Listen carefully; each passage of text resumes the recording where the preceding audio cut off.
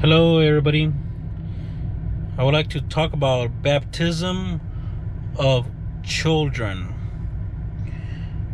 Some people out there are saying that children should not be baptized.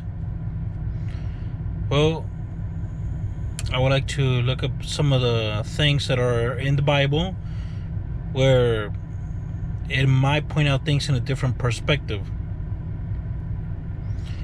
First of all, I would like to start out with the book of Galatians, chapter 3, verse 27.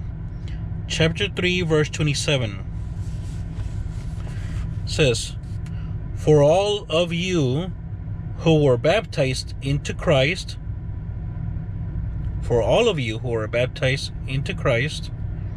have clothed yourselves with Christ."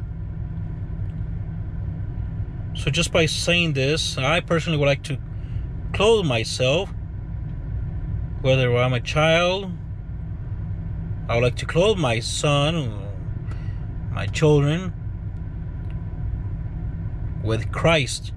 How would that be? On verse 27 it says, "For all of you who are baptized into Christ have clothed yourself with Christ." For all of you who are baptized into Christ have clothed yourselves with Christ.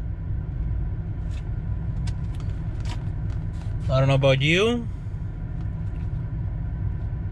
but I would like to definitely be fully clothed by Christ. How would that be?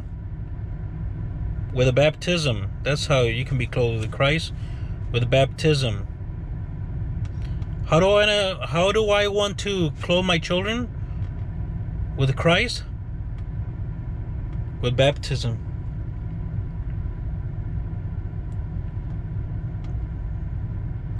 Here on these verses, it's not saying anything that baptism is for anything else other than to be clothed with Christ. Now you can say, well, baptism is for the forgiveness of sins. Well, it's not saying anything about sins right here. It's saying, so I can be clothed with Christ.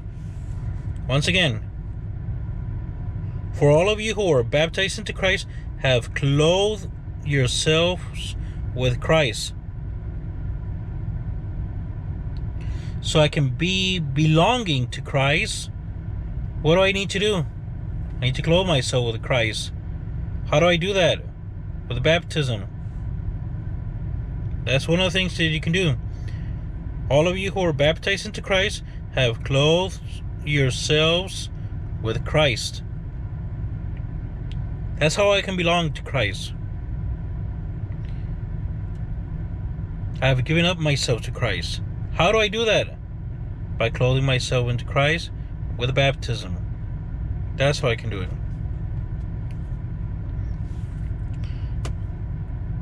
Now let's look at number 28, verse 28.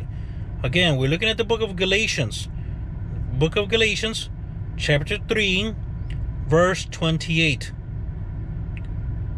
It says, "There is neither Jew nor Greek.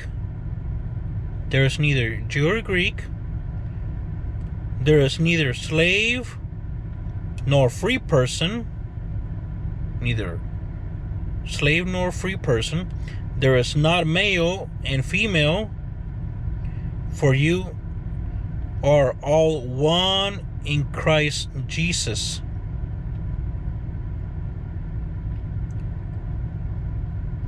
And then we go on to 29, verse 29. "And if you belong to Christ, then you are Abraham's descendant, heirs according to the promise."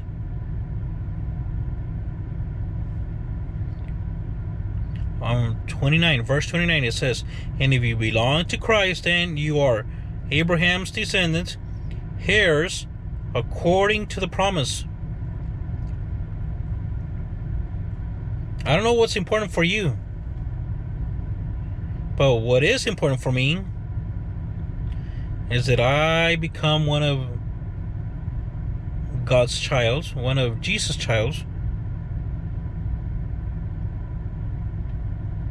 Let's go back to number 28. It says, there is neither Jew nor Greek, there is neither slave nor free person, there is not male and female, for you are all one in Christ Jesus.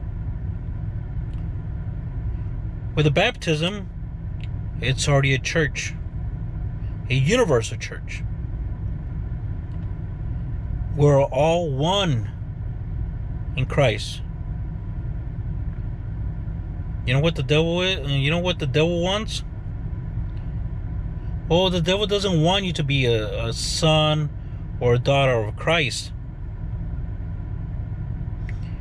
The devil doesn't want you to be one with Christ. It says in number 28, it says, there is neither Jew nor Greek, there is neither slave nor free person, there is not male and female, for you are all one in Christ Jesus.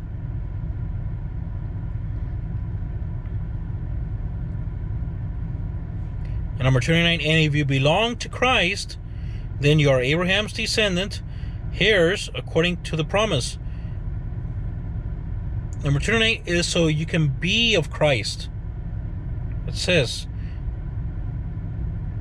again, I don't know what's important for you, but if this is not important for you to become one of Christ, one of Jesus Christ's childs,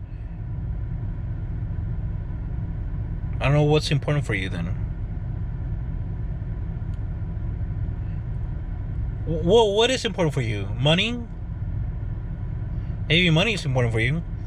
But what's important for me is to become a child of Jesus, so I can be a heir of God.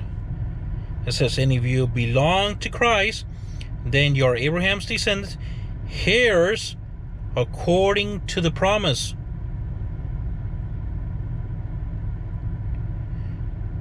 But if money is just important for you, without being a son of God or a daughter of God, one of Jesus Christ's childs, then you're just a heir. Then you're just going to be a heir of your parents. That's all you're going to inherit. Your parents' will. But you're not going to inherit the will of God. Who is not baptized is not going to inherit the will of God.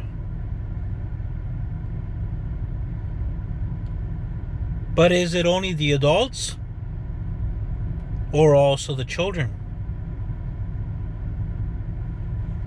Let's go back to 29, verse 29. Again, we're looking at the book of Galatians, chapter 3, verse 29. And if you belong to Christ, I want to belong with Christ, then you are Abraham's descendant, heirs according to the promise.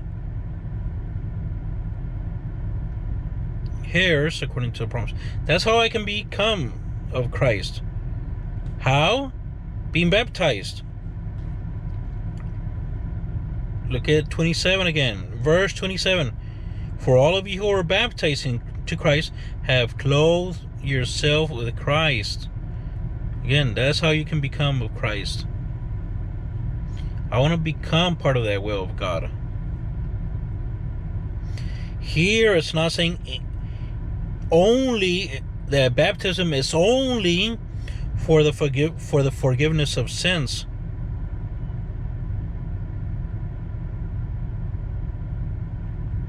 It's not saying anything. It's not saying that it's only to be a heir, but it's also saying so you can belong to Christ. And number 29, and if you belong to Christ, that's how you can belong to Christ. Now, many of you are going to say that Jesus baptized at an older age. Well, that's because John the Baptist baptized him. when he was already older. Let's remember that John the Baptist was older than him by 6 months. Now, John the Baptist, now let's just use a little bit of logic here. John the Baptist could not have baptized him when he was small, when he was little.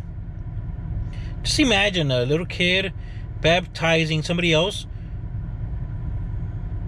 let's say at 6 months. Back then, John the Baptist being 6 months and Jesus born, then he baptized him. How would that look?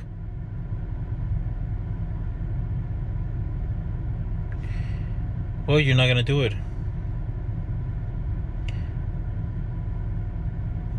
That's what would happen.